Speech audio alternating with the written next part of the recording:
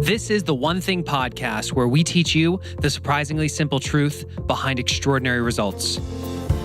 My name's Jeff Woods. I'm the vice president here at the One Thing team. In the last episode, you got to hear me have a conversation with a friend of mine, Cameron Harold, who's scaled a few companies to over $100 million. We talked a lot about what it takes as a leader to scale your company. So if you missed that episode, please go back and check that out. This week, we want to talk about one of the lies of productivity, which is willpower. Since I was a kid, I've heard that where there's a will, there's a way. Mm-hmm. Yet when I step inside of your world and Gary's world, I start to learn that that's not necessarily the case. Well, it's not the way people think about it, right? So I think that when we grit our teeth and just say, I'm going to do this, it's actually incredibly powerful. The lie that we discovered is that that's a very ephemeral strength. It's like a superpower that only lasts for a very brief amount of time, right? You know, the kryptonite is waiting just around the corner. And it's really got to do with your mental energy. So in the book, we kind of walk through a series of steps to kind of educate people on what willpower is and what it's not. So there's this idea that willpower is the ability to say yes to what you need to do. Like, yes, I'm going to go do that. And that's absolutely true. But the first big aha we had from the research when we looked at the studies is that it's also when you say no to everything else. So every distraction in your environment is kind of taking a little gas out of the tank. And so they've done studies where they'll ask people to do a test of willpower, like focusing on a test. It's even like watching a sad movie and not crying. Right? I would fail that. Yeah, but there's so many things they measure, and they'll measure someone's glucose in their bloodstream before and after, and they can see a measurable drop. So with every act of willpower, you're taking a little bit of that fuel out of the process. And it's incredibly fragile. You know, all these distractions, can really have a toll because we want it to focus on that one thing that we really want to do. So that first and foremost that's what it is, right? Mm-hmm. It's the ability to say yes, but it's also saying no to all that other stuff in your environment. And so just to recap for the people who are listening or watching this, the thing that I just took away from that more than anything is it's a finite resource. Mm-hmm. There's only so much gas in the tank every single day, and being even strategic about it. I mean, I think I immediately thought of Steve Jobs or Mark Zuckerberg in terms of how they dress. That was just one more decision they didn't want to have to make. Yeah. And it was done. A lot of people talk about it as cognitive stamina. That's the words they used. And they often cite, that Steve Jobs wore jeans and a turtleneck every day. And, he'd go into his closet and that there were far fewer decisions. And I think about some people we know who have to choose between 100 pairs of shoes. And it doesn't mean that's a bad thing, but you do need to be aware that those are decisions that are actually taking a measurable toll. So the metaphor that Gary gave me is I've got an older phone, right? So you can't maybe see this, but I've got it in a battery pack because, if it's a couple editions old and I'm cheap, I'm waiting to upgrade my phone like everybody else, right? Towards the end of its life, the battery's always going dead, right? Yes. It drives you crazy. So you have to plug it in at night, you have to plug it in the car, you plug it in at your desk. And this is a good metaphor for your brain. It's like a very powerful tool, very powerful, but the battery is always running down. And so how we refuel it is actually nutrition. And, I was sharing with you, I'll take the phone out of the environment so we're not multitasking as well or distracted. But I thought about my daughter, right? And she would go to school and she would be this perfect character in kindergarten. And she's sitting still, right? She's using her willpower to be a good student all day. And the teachers say she was great. And then picking her up, she has this kind of meltdown, right? Like kids do. And it's because they've used all their willpower up. And one psychologist said, for children, it's like now they're in a place where they feel safe. So all of that emotional stuff they've been holding in just comes out. When you see a child in the grocery store that is just losing their mind on the floor and the parent is like embarrassed, that's a child whose willpower has just been used up. And the truth is, moms have always given their kids snacks. That's what you do at 3:00 in the afternoon. They didn't know the science maybe, but intuitively knew they had to feed your brain so that you can do what you need to do when you need to do it. And so one of my big takeaways when I'm looking at all this and how fragile it is you look at all of these diets where they say eat 5 meals a day. And I was like, well, that might be great for burning calories, but it's also you're refueling constantly. And so if you could see it, like under my desk, I've got a thing of raw mixed nuts. I've got a little bowl of really healthy power bars. And, at 10 o'clock and around 2 o'clock, instead of grabbing a giant cup of coffee, I'll have like half a power bar. And I'm trying to refuel it because what we do takes a lot of focus, right? Yeah. It takes some willpower. And it's just so much more fragile than people think. That's the big takeaway for me. You have to refuel if you want to have your best decision making with you all the time. Now, for the people who are listening to this who they haven't really spent much time analyzing where their willpower is going, you've talked about the nutrition and how that can help you refuel throughout the day. But let's talk about in terms of the purpose of the one thing. Right. Making sure that you are putting your most important work at certain times of day so that you have the willpower to do it. Yeah, there's a study in here. It takes a little while to unwind, but I'll just do the real fast version. And if you've read the book, you know which one I'm talking about. They did a study of the Israeli parole system, and it was over 1,100 cases. I think it was Ben Gurion University and Stanford University partnered on this, and they looked at the life of a judge throughout his day.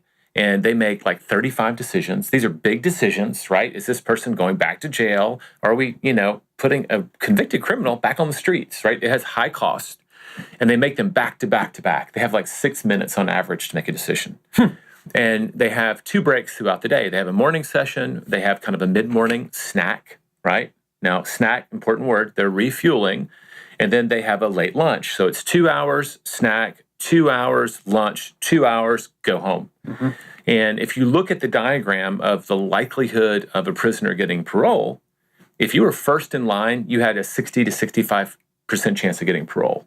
And by the end of 2 hours, it dropped all the way to 0. And the same thing plays out in each of the 3 periods. And it gets more pronounced the farther into the day you go. Mm-hmm. So one of the conclusions that we can draw from this is that we tend to have our highest willpower in the morning.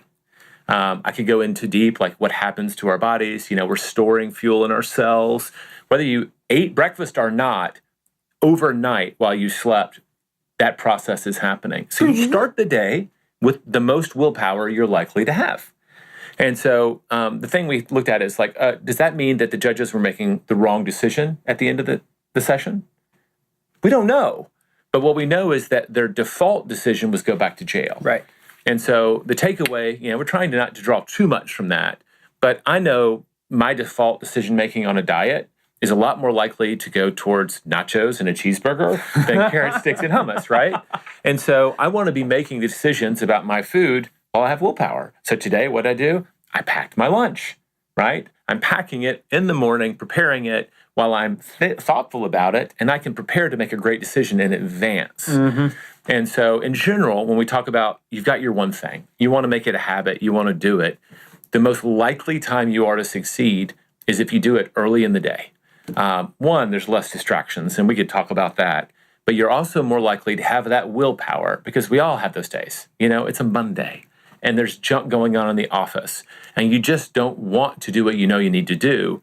Well, that's when you can say, grit those teeth. It's like, you know what? I'm just going to power through this. And it's those days that you add to the total over a long career that make people truly extraordinary. Mm-hmm. It's not just in 1 week. Okay, great. You picked up 2 hours. But it's like Michael Phelps. I mean, when we studied him preparing for his first big Olympics, he started training on Sundays. And he said, you know what? None of my competitors do. That's 52 extra training days a year. And in a sport where it goes to thousandths of a second, that's a huge, huge advantage. And so you're thinking big about your life. You want these things that are most important. Maybe it's your job, one thing. Maybe it's your health.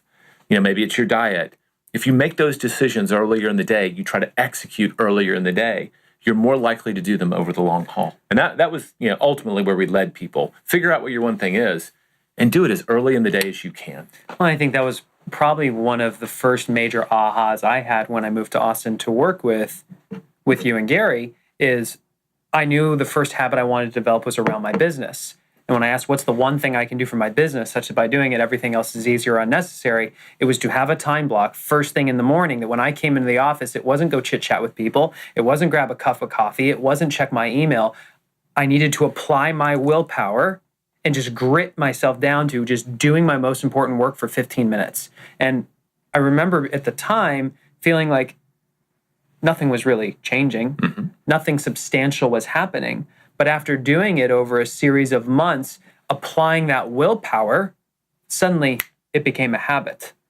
To now, I don't really think about it. I don't want to check email when I get into the office. I don't want to go say hi to people. I want to open my computer and knock something out for 15 minutes. It feels good. I don't even have to think about it anymore. I think that's probably one of the biggest misconceptions that I've observed around my personal willpower is it's not that I have to grit through it every single day. I just have to apply that energy to that single task until it becomes a habit. And then it's an autopilot. I love that. I love that. And I love that you executed on the vision and you made that happen. And just for the record, when I walked in the office, whenever I walk in the office and Jeff's already there and his head down doing his one thing, he still smiles and waves. It's not like he's giving everybody the cold shoulder, but he does make a commitment. Instead of doing that, how was your weekend? That can happen a little later in the day. It doesn't mean it doesn't have to happen, but you can you can put a check by that box that's the most important box of your day right off the bat. And I'll say one other thing, what I love about that early in the morning thing.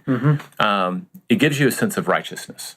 I mean, it really does for me. Like working out was very tough for me, and we moved it to the mornings with my wife. And I can tell you, we worked out this morning. And I'm like, you know what? I just did the most important thing I can do for my physical body already. And it's like a victory. I'd love to dive into it. There's a great commencement speech by the chancellor at UT, and he talked about the power of making your bed. And in the SEALs, right, he was a Navy SEAL, decorated. For them, he described it, no matter how horrible your day was, you would come back at the end of the day and you'd see, well, at least I did one thing well. And that's what I latched onto it for. I was like, you know what? We'll start that habit. We'll start making our bed. You know, your parents told you to, and it felt like a chore, but we decided as adults to start doing it. There's all this evidence now that by being just a little bit, purposeful, right? I'm doing this thing, and I'm doing it for myself, and I'm doing it for the world, or whatever it is. It's such a small thing. It has all of these other gifts. People feel happier. People feel more in control of their lives. So, they did that study on making your bed. But what would it look like if your number one career choice, the thing that most led to your success, you just knocked it out first thing? I mean, if making your bed has all that impact, what does doing your one thing for your career, that takes care of you and your family and your loved ones, how does that make you feel? So I think that's huge. I think a lot of us walk around with a lot of guilt. We know that there are things we're not attending to, and it doesn't make us feel good. And so even 15 minutes, you didn't say 5 hours. No. Even 15 minutes of attending to what you know is a priority it's a buoyancy that you bring through the rest of your day. And it's nothing we expected to find out. It's not even in the book. That's just stuff that we've learned by practicing what we preach and paying attention to the world. And like you said, that just over time, it leads to something extraordinary. And in the book, when you graph out the shape of success, it's you do that action, you don't see much. You do that action, you don't see much. You do that action, maybe a little bit, maybe a little bit, maybe a little bit, boom, hockey stick growth. And I think just speaking as a millennial, I want that instant payoff. Yeah. And don't we all? Yeah. But that's not generational. Y'all get a bad rap for that. We all would love it to be faster and easier. But I think that's the thing, is having that long-term perspective and knowing that success leaves clues. The research shows it. You look at the most successful people, they demonstrate it. Can you, in whatever early in the morning is for you, can you first thing in your day do something that is a win for yourself? Whether it be 15 minutes or even as simple as a minute of meditation in the car before you get out of the car. I mean, can you get some small win every single day? And over a period of time, watch how that begins to spill over into the other areas of your life. Yeah, I love that. It's a great practice. It's a great thing to try out. You don't have to read a book to do it. You've been given everything you need to know. You probably already know that thing that you're not doing. And I love it. I mean, I just love it when you coach someone. Someone's asking, I need to change my life. And you give them this one tiny little tripwire. Why don't you just try setting your alarm 30 minutes earlier and having a little time for yourself? That's just a bonus. Right. But just taking that little bit of control and doing that one thing that they haven't been able to do, you talk to them a few months later, and it's like a different person. Yeah, and the key there is, I feel like I just see this all the time in our communities. People spend so much time trying to pick the right one thing. Yeah. It's not about picking the right one thing. It's about picking something small and proving yourself that you can make it a habit. And I guess in terms of the one thing that you can do based on this episode, pick something, one thing as simple as making your bed in the morning that you can do for yourself or for your business, that if you just did that consistently and made it a habit, it would feel like you got a win for the day and you had some momentum. That's something. I agree. I think a lot of people fret about picking the right thing. And in my experience, your instincts are probably really, really strong. Like I said earlier, I think most people have a sense of guilt about what they're not doing. And taking that first step, however small, towards that thing, most of us know what that thing is. We don't know what the first step is. But you're in the ballpark. And as you exercise whatever that first thing is, you'll see where the next step is. If you don't take the first step, it's impossible to see where the second stepping stone is. Even if you pick the wrong one, that's okay. You've now entered the game, and taking action is just so much more powerful than thinking about it. It illuminates that path for you. So trust your instincts. If you think, you know what, I think my one thing might be to do this, you probably already thought about it while you're listening to this, but you're probably either dead on accurate or so close it doesn't actually matter. There you go. Well, there you have it. Our episode today on willpower. Stay tuned for the next episode where we're going to talk with a friend of mine, Jonathan Raymond, about how to bring a higher level of accountability into your own life. And for those of you who manage other people, how to bring accountability to those people and make them still like you. So with that, stay tuned to the next episode.